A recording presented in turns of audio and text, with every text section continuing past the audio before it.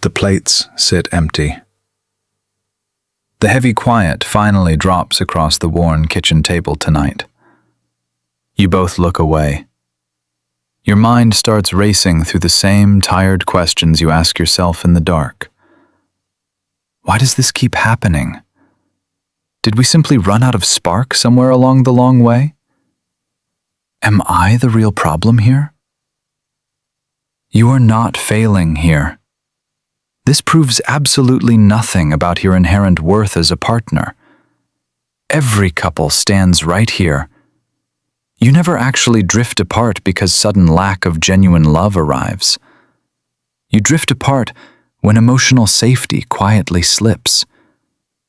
When they finally whisper, "I just want us to feel close again," the game has already turned in your favor. You will learn exactly why that phrase matters and how to answer it so the walls finally drop. Let's get into it. Most couples believe effortless connection stays permanent. They assume hard days mean the foundation completely cracked. But the real truth cuts much deeper. Your partner's nervous system reads your energy long before their conscious mind catches up. When safety leaves, affection never actually vanishes. It simply goes underground to protect itself from further hurt. What looks like distance is actually quiet exhaustion. It is a body overwhelmed by unspoken patterns for many long months. You cannot negotiate your way back to closeness. You must regulate your way into genuine connection together. Honestly, most people chase the wrong targets entirely. They push for quick solutions instead of offering steady emotional presence. Here's the part no one ever talks about: the exhaustion confession. Most couples rush straight into problem solving. They hear a heavy sigh and grab a practical tool belt. But beneath the surface, they actually want emotional regulation. Their nervous system quietly tests for absolute safety tonight. When someone admits they are tired, they ask a single question: "Can I finally drop my heavy armor here?" Not louder conversations, not stricter routines, not scheduling another weekly check-in, but two people who finally feel safe enough to be completely honest.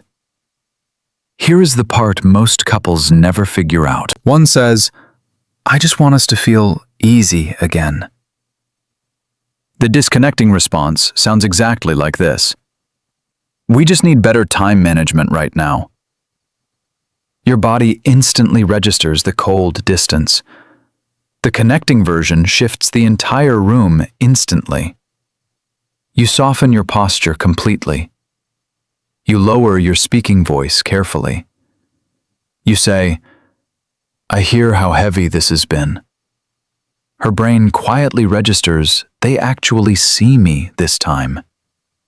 That's when the walls between you start to come down, without either of you having to say a word. The vulnerability test.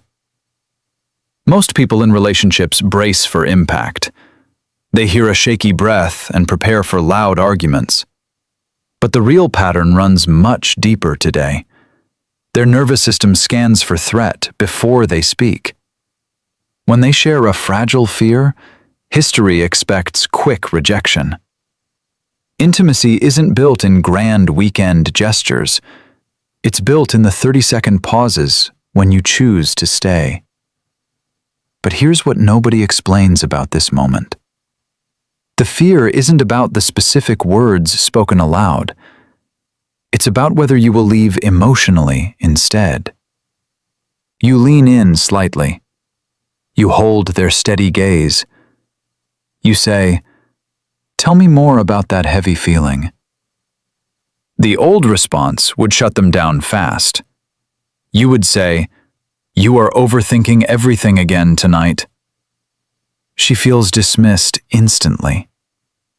But this new response shifts everything. "I see how much courage this took from you. Something in him is saying, she doesn't need to fix this now. This isn't a communication hack. It's just what two emotionally mature people naturally do. That's when your partner stops feeling like a problem and starts feeling like home. The silence break. Most couples treat quiet like a warning sign. They rush to fill every pause with heavy noise. But the deeper truth tells a different story.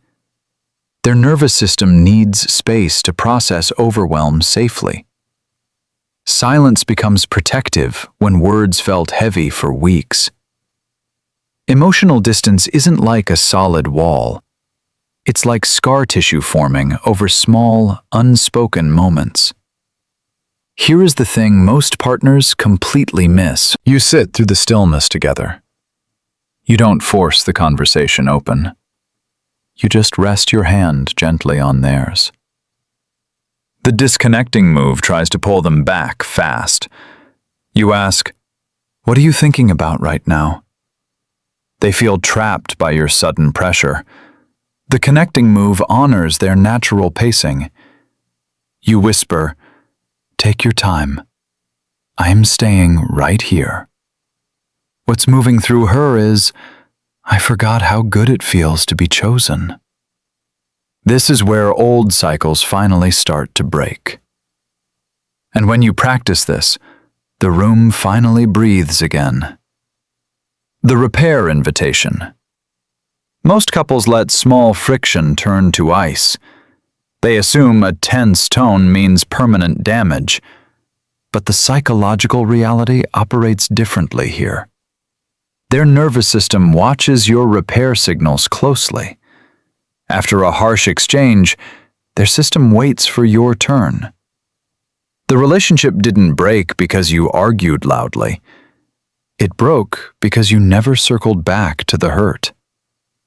This is where it gets really interesting. You catch the defensive spike early. You don't let resentment settle in. You breathe through the tension first. The disconnecting path doubles down on winning. You say, "I already explained myself clearly yesterday." They feel completely abandoned in the fight. The connecting path chooses deep vulnerability. You say, "I didn't handle that well at all." His quiet thought registers, "They care more about us." This isn't a trick for avoiding necessary conflict. It's what it looks like when someone learns to love without losing themselves. And when you do that, the tension dissolves completely. The longing admission. Most couples mistake neediness for weakness. They hide their deepest desires to appear strong. But the attachment science reveals something beautiful. Their nervous system craves emotional availability desperately. When they admit they miss you, they want reassurance. Real connection doesn't start with finding perfection. It starts with two flawed people choosing safety again. Here's the part that surprises almost everyone. You hear the quiet confession today. You don't analyze the timing at all. You meet them exactly where they stand. The old habit would deflect with humor. You'd say, "We are totally fine right now anyway." They feel instantly withdrawn inside. The new response leans straight into it. You say, "I have been missing you too." What's moving through them is, "I still matter to them." That's when turning toward each other becomes effortless. And when you do that, your relationship becomes a true refuge. You are not just learning new phrases. You are becoming the emotional anchor they deeply need. This isn't a checklist for better daily conversations. It's an invitation to show up with steady presence.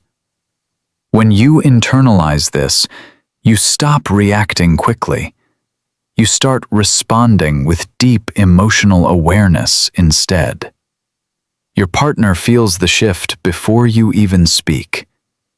You are building a foundation that outlasts hard seasons. The relationship you want starts when you become the safety you seek. Love isn't what you fall into by accident. It's what you build every single day on purpose.